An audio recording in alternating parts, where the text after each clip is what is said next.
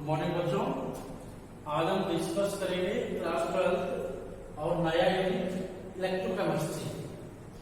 ठीक है, कुछ चीजें हैं कैटायंस और अनायंस का हमने लिख लिया है। रोल क्या है, बड़ा इंपॉर्टेंट रोल है, हम आपको बताएंगे। बच्चों को इलेक्ट्रोकेमिस्ट्री यूनिट से बड़ा ही डर लगता है, बहुत डर लगता है। डर का मतलब है बच्चे के दिमाग में क्या रहता है कि जो चीज हमें समझ में नहीं आया उसको हम छोड़ दें। ऐसा नहीं है, बल्कि जो चीज समझ में नहीं आई वो तो हमें ये ठान लीजिए कि हमें करना ही है, चाहे सोर्स भी कोई भी हो। ठीक है ना।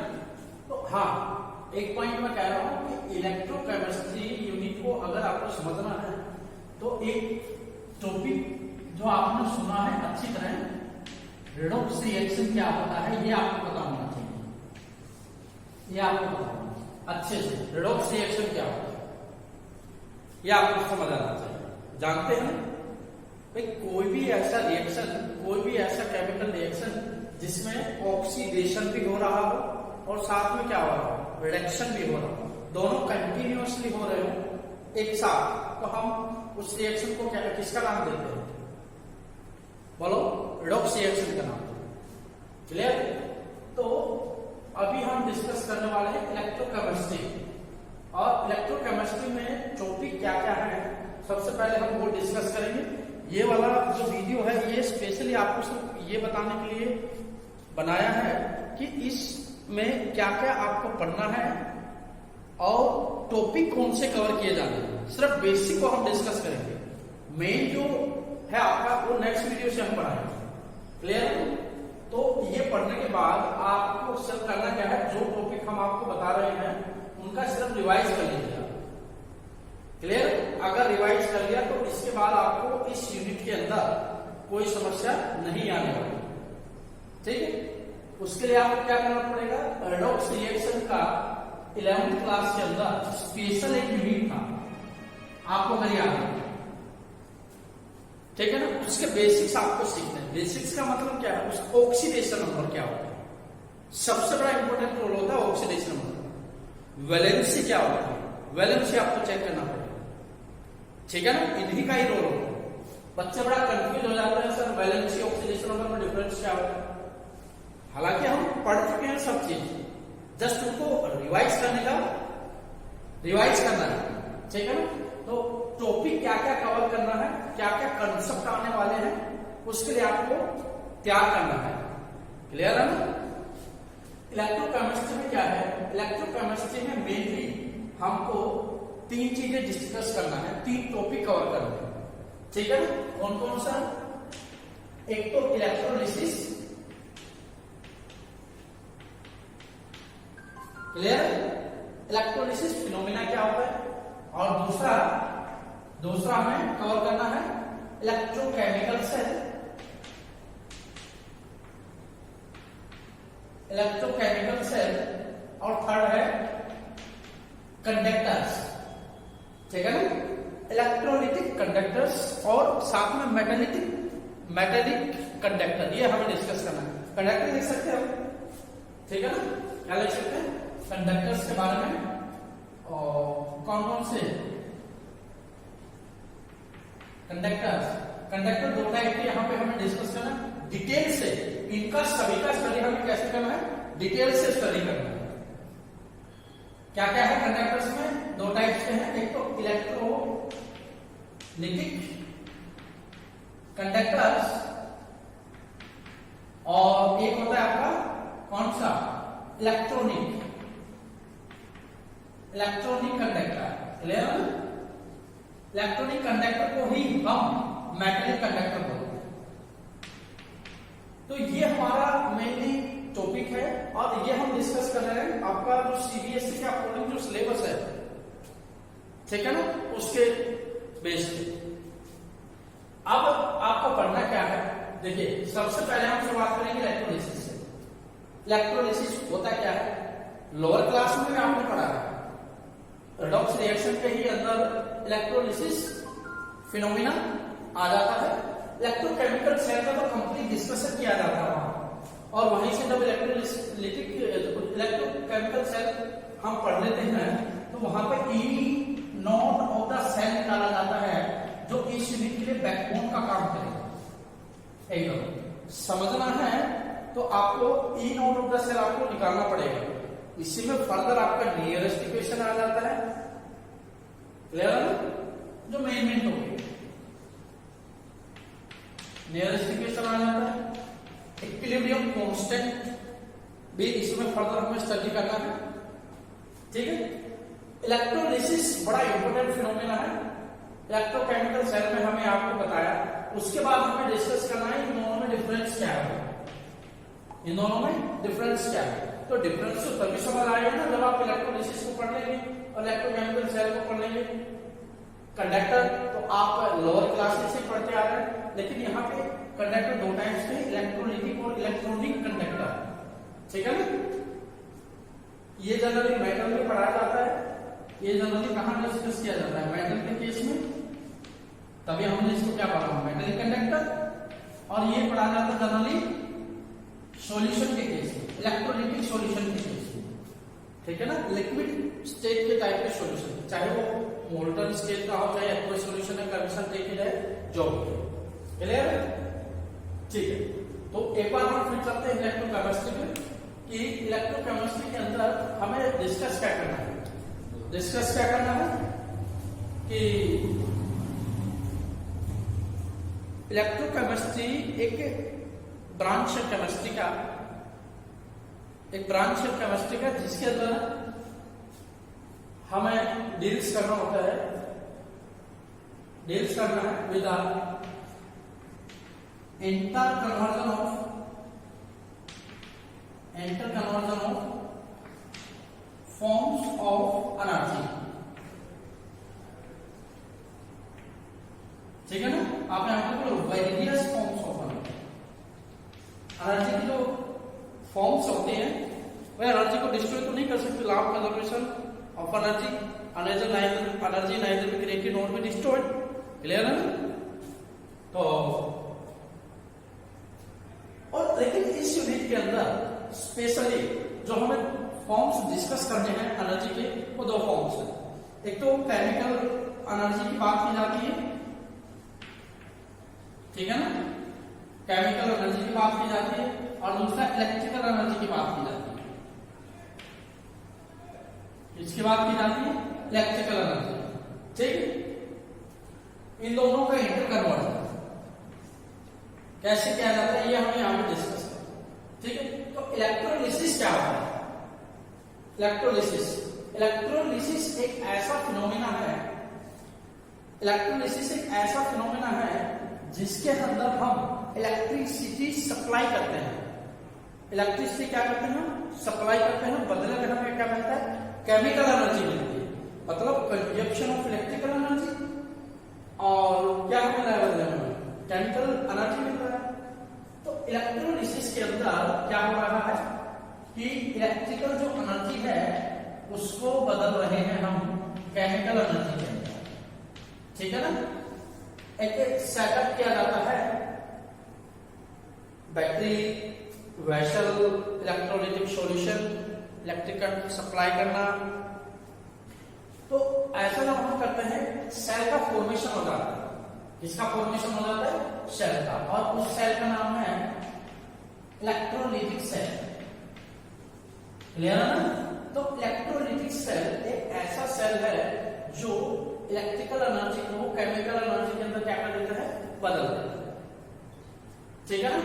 इलेक्ट्रिकल एनर्जी को किसके अंदर बदल देता है? केमिकल एनर्जी के अंदर, ठीक है? तो बताइए इलेक्ट्रिकल एनर्जी को केमिकल एनर्जी बदलने वाले जो ये फिनोमेना होगा ये किसके थ्रू होगा? इलेक्ट्रोलिटिक के थ्रू, क्लियर है? ठीक है। और एक ऐसा सेल होता है जिसके अंदर केमिकल एनर्जी यूज की जाती है, मींस केमिकल यूज किए जाते हैं, various form of chemical use किए जाते हैं। वहां से हमें क्या मिलता है? इलेक्ट्रिसिटी प्रोड्यूस होती है, इलेक्ट्रिक करंट प्रोड्यूस होता है। हाई वोल्टेज का नहीं कहेंगे, लेकिन कुछ ना कुछ वोल्टेज का क्या होता है? प्रोड्यूस होता है, और उसी को हमने किसका नाम दिया, केमिकल एनर्जी को इलेक्ट्रिकल एनर्जी में कन्वर्ट करने वाला, ठीक है ना। तो उसको हम क्या नाम देते हैं, इलेक्ट्रोकेमिकल सेल। इसका नाम दिया जाएगा इलेक्ट्रोकेमिकल सेल का नाम। क्लियर, ठीक है। बाकी कंडक्टर साइड है, इलेक्ट्रोलिटिक कंडक्टर है, इलेक्ट्रॉनिक कंडक्टर है, मेटालिक कंडक्टर आ जाते हैं आपके। अब हम डिस्कस करने वाले हैं थोड़ा इलेक्ट्रोलिसिस के बेस के बारे में, ठीक है। इलेक्ट्रोलिटिक, जो इलेक्ट्रोलिटिक सेल है उसके बेस के बारे में, बेसिक के बारे में, उसका क्या होता है, कैसे क्या है, ठीक है। और आपको पढ़ना क्या है इसके अंदर। तो इलेक्ट्रोलिटिक सेल के अंदर क्या होता है, इलेक्ट्रोलिटिक सेल के अंदर क्या होता है, इलेक्ट्रोलिसिस जब फिनोमेना होता है तो उसमें इलेक्ट्रोलिटिक सेल का फॉर्मेशन होता है, और जो क्या करता है, केमिकल एनर्जी को या फिर इलेक्ट्रिकल एनर्जी को किसमें कन्वर्ट कर देता है, केमिकल एनर्जी के अंदर। ऐसा ही बताया ना आपने अभी, बिल्कुल। तो अब क्या है, जैसे हम क्या करें, एक एग्जाम्पल लेते हैं जिससे आपको थोड़ा समझ आ जाए, क्योंकि इलेक्ट्रोलिसिस बड़ा ही इंपोर्टेंट टॉपिक है, ठीक है ना। हमने क्या किया कि एक सेटअप लगाया इलेक्ट्रोलिसिस फिनोमेना करवाने के लिए, ठीक है। वेसल लिया है, उसके अंदर इलेक्ट्रोड्स ली, ठीक है, इलेक्ट्रोड्स लिए, एनोड बोला इसको, इसको हमने क्या बोला, कैथोड, ठीक है ना। और इन दोनों को एक्सटर्नल सोर्स बैटरी से क्या कर दिया हमने, कनेक्ट कर दिया, ठीक है ना। एक्सटर्नल सोर्स किससे कनेक्ट कर दिया हमने, बैटरी से कनेक्ट कर दिया, ठीक है। उसके बाद जिसका भी इलेक्ट्रोलिसिस करना होता है, इलेक्ट्रोलिसिस करना होता है, तो वो आपके पास या तो मोल्टन स्टेट में होना चाहिए या फिर किसमें होना चाहिए, आपका लिक्विड स्टेट में होना चाहिए। किसमें होना चाहिए, लिक्विड स्टेट में होना चाहिए, ठीक है ना। ओके, तो मान लो आपने क्या लिया, HCl लिया, अज्यूम करो क्या लिया, HCl लिया, NaCl ले लिया, अज्यूम करो। तो सबसे पहले अज्यूम करो हम NaCl का केस डिस्कस करें, और NaCl कौन सा, सर मोल्टन NaCl, कौन सा, मोल्टन NaCl, ठीक है ना। तो हमने क्या किया, मोल्टन NaCl ले लिया, तो मोल्टन NaCl लिया, तो ये आपको मोल्टन है ना, आयन से अलग होंगे, Na पॉजिटिव होगा, साथ में क्या होगा, Cl नेगेटिव, तो Na पॉजिटिव है और साथ में क्या है, Cl नेगेटिव है, साथ में क्या है, Cl नेगेटिव। तो जैसे ही आप करंट पास करेंगे, जैसे आप क्या करेंगे, करंट पास करेंगे, तो आयन्स का मूवमेंट शुरू हो जाएगा, और आयन्स एनोड पे कौन सा चार्ज होता है, पॉजिटिव, और कैथोड पे कौन सा होता है, नेगेटिव। जैसे आप इलेक्ट्रिसिटी पास करेंगे, इन आयन्स का क्या शुरू हो जाएगा, मूवमेंट, आयन्स मूव करने लग जाएंगे, और मूव किधर करेंगे, अपोजिट चार्ज इलेक्ट्रोड की तरफ, अपोजिट चार्ज इलेक्ट्रोड की तरफ, इधर मूव करेंगे अपोजिट चार्ज इलेक्ट्रोड की तरफ। अब उसमें क्या होगा, बताओ, क्लोराइड आयन कहां जाएगा, एनोड पे या कैथोड पे, भाई Cl नेगेटिव है, ये कैथोड पे तो जाएगा नहीं, किधर जाएगा, इधर जाएगा, और ये वाला किधर जाएगा, ये वाला किधर जाएगा, इधर जाएगा, ठीक है ना। ठीक है, क्या हुआ फिर, एनोड पे कौन गया, देखो एनोड पे कौन गया, अनाइन पे, एनोड पे कौन जाएंगे, सारे के सारे, एनोड पे कौन जाएंगे, सारे के सारे अनाइन चले जाएंगे, ठीक है। और कैथोड पे कौन जाएगा, कैथोड पे सारे के सारे क्या जाएंगे, कैटायन जाएंगे, ठीक है। यहाँ पे तो एक ही टाइप का कैटायन है, अगर एक से ज्यादा टाइप का होगा तो सारे के सारे आयन कहां चले जाते हैं, एनोड पे, और सारे के सारे कैटायन कहां जाते हैं, कैथोड पे जाते हैं, ठीक है। तो क्या हुआ, आयंस ने मूवमेंट किया और कहां चले गए, अपोजिट चार्ज इलेक्ट्रॉन की तरफ चले गए। वहां पे जाने के बाद ये हो जाएगा, क्या हो जाएगा, न्यूट्रल। क्या हो जाएगा, न्यूट्रल। चाहे इनको इलेक्ट्रॉन लॉस करना पड़े, चाहे इलेक्ट्रॉन क्या करना पड़े, गेन करना। ठीक है ना, न्यूट्रल हो जाएगा। जैसे न्यूट्रल होगा तो हम कहेंगे न्यूट्रल होते जो हुआ है ये हमारा प्राइमरी चेंज आया है। इलेक्ट्रोलिसिस के अंदर जो प्रोडक्ट का फॉर्मेशन होता है वो प्राइमरी चेंज के थ्रू भी हो सकता है, प्राइमरी चेंज के थ्रू भी हो सकता है और सेकेंडरी चेंज के थ्रू भी हो सकता है। ठीक है ना, तो सबसे पहले क्या होगा, जो आपका प्रोडक्ट बनेगा वो प्राइमरी चेंज से बनेगा। अगर प्राइमरी चेंज में भी प्रोडक्ट नहीं बना तो चला जाएगा किसमें, सेकेंडरी चेंज में चला जाएगा। ठीक है, तो क्या हुआ एनोड पे, बोलो एनोड पे क्या हुआ, एनोड पे कौन गया, Cl नेगेटिव। तो पक्का है यहाँ पे इलेक्ट्रॉन क्या करना पड़ेगा, लॉस। तभी तो क्या होगा, न्यूट्रल। क्लोरीन ने एक इलेक्ट्रॉन लॉस कर दिया, Cl plus 1 electron. Clear. Cathode पे क्या होगा, कैथोड पे कौन आया, सोडियम Na पॉजिटिव। जो इलेक्ट्रॉन लॉस किया था वो इसने क्या कर लिया, गेन कर लिया। और क्या बनाया, तो कैथोड पे कौन गया, सोडियम गया, एक इलेक्ट्रॉन गेन कर लिया और सोडियम बना दिया। ठीक है ना, तो देखो इलेक्ट्रॉन लॉस होता है किसी भी प्रोसेस में, तो उस प्रोसेस को हम किसका नाम देते हैं, ऑक्सीडेशन का नाम देते हैं। किसका नाम देते हैं, ऑक्सीडेशन का नाम देते हैं। और यहाँ पे क्या होता है, इलेक्ट्रॉन गेन, तो हम उसको क्या देते हैं, रिडक्शन का नाम देते हैं। ठीक है ना, तो इलेक्ट्रोलिसिस में क्या हुआ था, हमने सिंपल सा करंट पास किया, एक मोल्टन स्टेट का NaCl लेके करंट पास किया, तो वहां पे इलेक्ट्रॉन लॉस भी हुआ और साथ में इलेक्ट्रॉन क्या हुआ, गेन भी हुआ। दोनों प्रोसेस एक साथ हो रहे हैं, तो ऑक्सीडेशन भी हो रहा था, रिडक्शन भी हो रहा था। इसका मतलब कौन सा रिएक्शन हो रहा है, रिडॉक्स रिएक्शन हो रहा है। तो इलेक्ट्रोलिसिस के अंदर क्या हुआ, कुछ भी नहीं हुआ, करंट पास करने से रिडॉक्स रिएक्शन हो गया। ठीक है ना, ठीक है। अब ये जो आया है ये आपका है प्राइमरी चेंज, जिसको हम क्या कहते हैं, प्राइमरी चेंज। दोनों ही केस में अभी प्राइमरी चेंज आया। अब आप ये देखिए, प्राइमरी चेंज में प्रोडक्ट किस किस इलेक्ट्रोड पे स्टेबल बना है। देखो क्लोरीन है, ये वाला क्लोरीन है, क्या ये स्टेबल है, क्लोरीन नहीं, क्लोरीन स्टेबल नहीं है क्योंकि क्लोरीन एटम है और ये सोडियम एटम। हालांकि सोडियम तो स्टेबल है क्योंकि सोडियम इसी फॉर्म में मिलता है, क्लोरीन तो अनस्टेबल है ना। तो कैथोड पे प्राइमरी चेंज में ही हमें प्रोडक्ट मिल गया, फाइनल प्रोडक्ट मिल गया। लेकिन एनोड पे प्राइमरी चेंज में प्रोडक्ट नहीं मिला। इसका मतलब यहाँ पे एनोड पे क्या होगा, सेकेंडरी चेंज होगा। कैसे होगा सेकेंडरी चेंज, दो क्लोराइड आएंगे, वो इलेक्ट्रॉन लॉस कर देंगे। ठीक है ना, दो इलेक्ट्रॉन लॉस करने के क्या बना देंगे, क्लोरीन गैस, दो इलेक्ट्रॉन लॉस कर देंगे। ठीक है, अब यहाँ पे दो इलेक्ट्रॉन लॉस में ना, और दो इलेक्ट्रॉन लॉस में तो ये कितने गेन कर लेगा, दो। तो कितने सोडियम एटम हो जाएंगे, दो।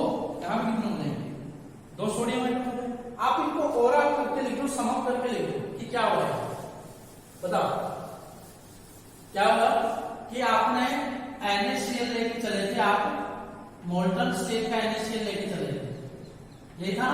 आपने क्या किया, इलेक्ट्रिसिटी पास की, मतलब आपने क्या किया, इलेक्ट्रोलिसिस फिनोमिना लगाया। तो यहाँ पे आपको क्या मिला, एक तो सोडियम मिला और साथ में क्या मिला, क्लोरीन गैस। ठीक है, या तो इसको यहाँ बैलेंस कर लो, या फिर यहाँ आने के बाद इलेक्ट्रो जो हीट एंड ट्रायंगल है वो लगा, तो यहाँ बैलेंस कर लो। तो बताओ, दो क्लोरीन तो इधर आ गया, ये वाला इधर आ गया। ठीक है ना। अच्छा, सोडियम कहां से मिला आपको, सोडियम कहां से मिला, कैथोड से मिला या एनोड से मिला, कैथोड से। और क्लोरीन गैस कहां से मिली आपको, एनोड से मिली। कहां से मिली, एनोड से। ठीक है ना। तो अब मैं चीजें ये तो वो था कि जब एक ही टाइप का आयन पहुंचता है, कहां, एक ही टाइप का आयन पहुंचता है दोनों इलेक्ट्रोड पे, एनोड पे और कैथोड पे। अब क्वेश्चन हमारा ये है कि अगर आप करो इलेक्ट्रोलिसिस करो किसका, एक्वस NaCl का, किसका, एक्वस NaCl का। ठीक है ना। तो क्या होगा, एक्वस NaCl का करें इलेक्ट्रोलिसिस करेंगे आप, तो क्या होगा बोलो भाई। एक्वस का होगा तो बताओ NaCl है, मतलब एक्वस का मतलब NaCl प्लस H2, ठीक है ना। NaCl कौन कौन से आयन बनाएगा, Na पॉजिटिव प्लस क्या बनाएगा Cl नेगेटिव, और वाटर कौन कौन से बनाएगा H पॉजिटिव प्लस क्या बनाएगा OH नेगेटिव, ठीक है ना। अच्छा अब बात यह है कि कटायन है ये वाले दोनों, कटायन बताओ कहां जाएंगे कटायन, कटायन कहां जाएंगे अपोजिट चार्ज वाले कटायन जाएंगे कहां कैथोड पे। जब मोल्टन NaCl था तो एक ही टाइप का कटायन गया था, लेकिन जब आप एक्वस NaCl का कर रहे हैं तो आपके बाद कैथोड पे कौन जाने वाला है, कौन जाने वाला है भाई आपके H पॉजिटिव और OH नेगेटिव भी तो है ना, कौन जाने वाला है आपके पास जाएगा, एक तो H पॉजिटिव जाएगा साथ में क्या जाएगा Na पॉजिटिव जाएगा, ठीक है ना, दोनों जाएंगे। और एनोड पे कौन जाएगा, एनोड पे ये दोनों जाएंगे, अनायन जाएगा एनोड पे, एनोड पे जाएंगे ये दोनों आ जाएंगे, Cl नेगेटिव जाएगा और क्या जाएगा OH नेगेटिव जाएगा, ठीक है। अब बात यह है कि दोनों में से दोनों चले गए वहां, अब दोनों में से पहले डिस्चार्ज कौन होगा, क्या दोनों एक साथ डिस्चार्ज हो जाएंगे। हमने कहा था कि जब इलेक्ट्रिसिटी पास करेंगे सॉल्यूशन में से तो आयंस का मूवमेंट हो जाएगा, मूवमेंट होगा तो अपोजिट चार्ज पे जाएंगे, अपोजिट चार्ज पे चले जाएंगे और वहां पे जाने के बाद क्या हो जाते हैं न्यूट्रल। उसके केस में एक ही आयन था, लेकिन यहाँ पे दो आयन है। एनोड की बात करेंगे, एनोड की अगर हम बात करें,